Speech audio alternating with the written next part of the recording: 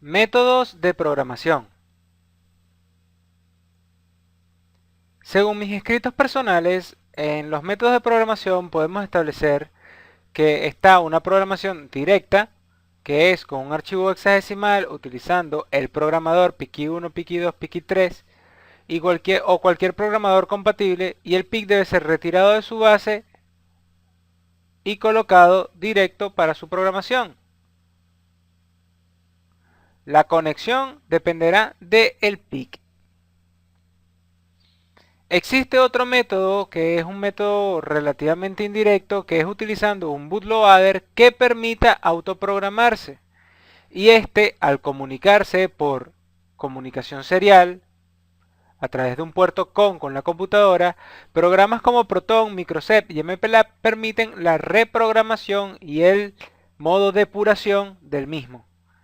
En este caso se habla que con herramientas como el FT232, RS232 y el IFT232 se puede establecer una comunicación serial o USB con el PIC y poder hacer la programación. También existe la posibilidad de hacer o usar un bootloader USB que permita autoprogramarse.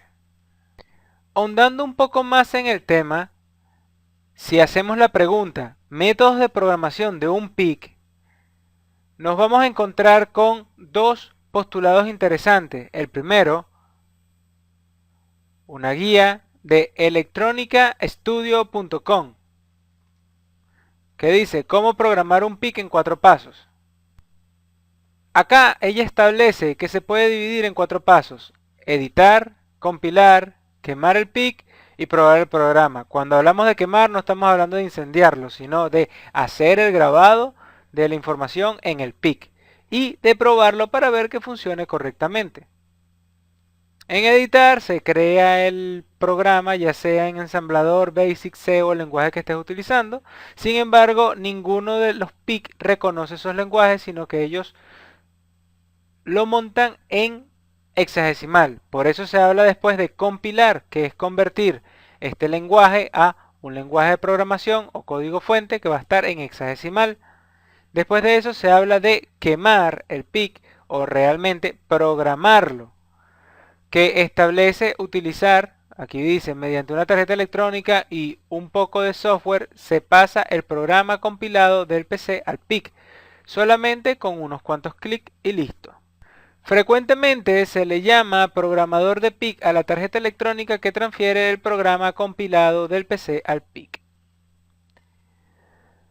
Después de eso se prueba el programa para verificar el funcionamiento ya sea del programa o que la información que se le mandó a grabar está precisamente escrita dentro del PIC.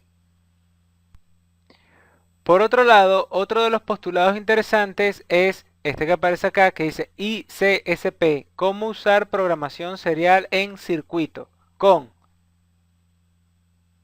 microcontroladores, me imagino que es lo que quiere decir. Esto es un postulado de techbolivia.com y efectivamente dice con microcontroladores PIC. El ICSP, según sus siglas, significa In-Circuit Serial Programming. Aunque no aparece en ninguno de estos sitios que es, eso es lo que hace. Ellos nos dan un video demostrativo de cómo hacerlo. Y básicamente ellos lo que están estableciendo es que cuando uno desarrolla un microcontrolador o va a hacer la programación, reprogramarlo una y otra vez puede desgastar el PIC en el momento de que hay que retirarlo de la placa de pruebas para después colocarlo en el programador. Esto puede generar que los pines se doblen y se rompan. El tutorial establece cómo hacer un ICSP para programar el PIC sin removerlo del circuito. ¿Qué es ICSP? In-Circuit Serial Programming. Programación serial en el circuito. La mayoría de los microcontroladores PIC de Microchip tienen esa posibilidad de ser realizada. De hecho, el PIC-Kit 2 y el PIC-Kit 3 permiten programar bajo esa modalidad. Y además de eso, no tendríamos que utilizar un programador donde tienes que mover el PIC para acá, sino que simplemente se programa directo en el circuito. Por otro lado, algunos PIC tienen la posibilidad de LVP, que es Low Voltage Programming, que permite programar el PIC con menos voltaje del que normalmente funciona. Acá podemos ver un PIC-Kit 2 conectado directamente hacia los puntos de programación del PIC que está directamente montado en una tarjeta, y así se puede actualizar y modificar el programa. Normalmente las señales que utiliza el ICSP son el VPP, que es voltaje de programación, que normalmente tiene que estar entre 12 y 14 voltios, aplicados al Master Clear o VPP PIN del PIC. El PGC, que es un Program Clock que permite sincronizar el código con el PIC. El PGD, que es el Program Data, y que son las líneas de datos para escritura y lectura y verificación de la memoria de la ROM o flash del microcontrolador. El VDD, que es el voltaje de alimentación de 5 o 3.3 voltios, dependiendo si el PIC tolera ser programado en bajo voltaje.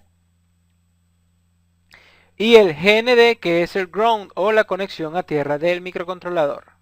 El circuito que normalmente se desarrollaría o se utilizaría para programar un PIC, en este caso ellos dan como ejemplo el 16F628P, pero es aplicable a casi cualquier microcontrolador, es el siguiente. BPP conectado hacia el MCLR, o sea el Master Clear, o al BPP.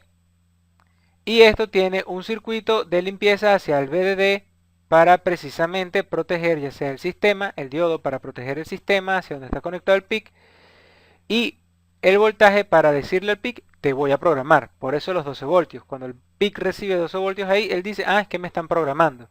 El VCC, que es el voltaje de alimentación del PIC, va al VDD del PIC y precisamente tiene un diodo con respecto al VDD del sistema para que no entre en crisis o no entren en conflicto las dos fuentes, tanto la fuente del programador como la fuente de el sistema donde está colocado el circuito, donde está colocado el PIC.